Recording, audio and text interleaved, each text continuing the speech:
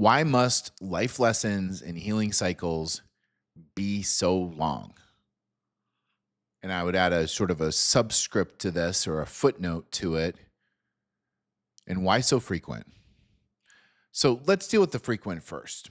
So we've talked about this a lot in the past. The occurrence of cycles that are related to your core mission, to your life's lessons, like whatever the thing is that is your trigger, your issue in this life, your big issue,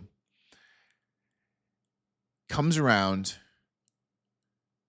periodically until you've learned the lesson.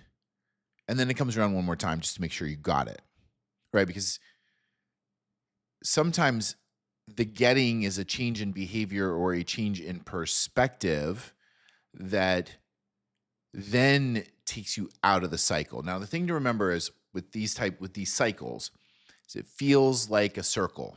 It feels like you're just on like running, right, or a hamster wheel, right? It just feels like the same thing keeps happening. But in reality, you are spiraling, and you may not actually be aware of the vertical motion. And this vertical motion I would characterize as expansion of consciousness, growth in awareness, and gaining a higher perspective on the cycle, whatever the big issue is. And it's like peeling back an onion, a layer at a time, a layer at a time, a layer at a time. So the cycles themselves are important because we can only sort of grow so much in each experience. So you experience it, then you have it happen again, and you have it happen again. Well, setting aside the fact that many people just don't, they're not even aware of it. And so there's no growth through the cycle. So the things just keep happening, right? Just like over and over and over and over and over. And then there are those that are awakened to the cycle and trying, or at least attempting to transcend it, to break it, to have a different experience. Now, I talked about this a lot. I've had one big issue in my life that's been like my thing to learn. And here I am finding myself somehow plopped right back in the middle of it. This thing has been happening every 3 years for a dozen years.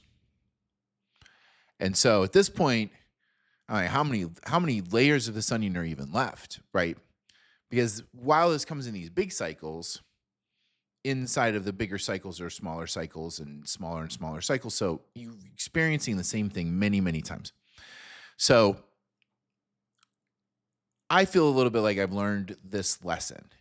And when meditating, I have gotten the sense that the universe agrees. This is the last one. So this is you keep having the cycle until you learn the lesson, and then you have it one more time. So this feels like my one more time. Okay, great. It's my one more time. I got it. Why does it have to take so long? Right? I feel like I have set intentions. I'm working towards something, and it feels as though it's coming slowly. Now, that is a feeling of the ego, but there are really 4 important reasons why they have to take time. I'm going to break these down into impact, virtue, mastery, and the ego. Impact, virtue, mastery, and the ego. So let's start with impact. If it takes a while to work through a particular iteration of a cycle and you have to stew in it, you have to sit in it for, say, days versus weeks, or weeks versus months, or months versus years. In this case, it's months for me, seems to be. And what that trains is if the universe can set this up to take you out of the situation at the last possible moment, it maximizes the impact of the lesson. It maximizes the memory of the lesson because you're in it. You're deeply in it for a long period of time. So it increases its impact. Second reason is virtue. When you're sitting through these cycles, they're often painful or unpleasant at least. And through the unpleasantness, you're also learning adjacent lessons. For me, humility, patience, abundance, faith, trust, and surrender are all being learned at the same time that I'm learning this other lesson about this other thing. And the longer this lesson exists in my experience, the more I gain adjacent virtues that are very valuable. The third reason is mastery. It's sort of tied to the fourth, but I want to break these apart because I think they're important.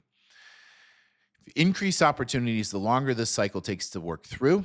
Increase opportunities to learn to emotionally regulate. Because if you're anything like me, every few days or weeks or at some periodicity, you end up getting triggered by this thing and you're like, why isn't it over?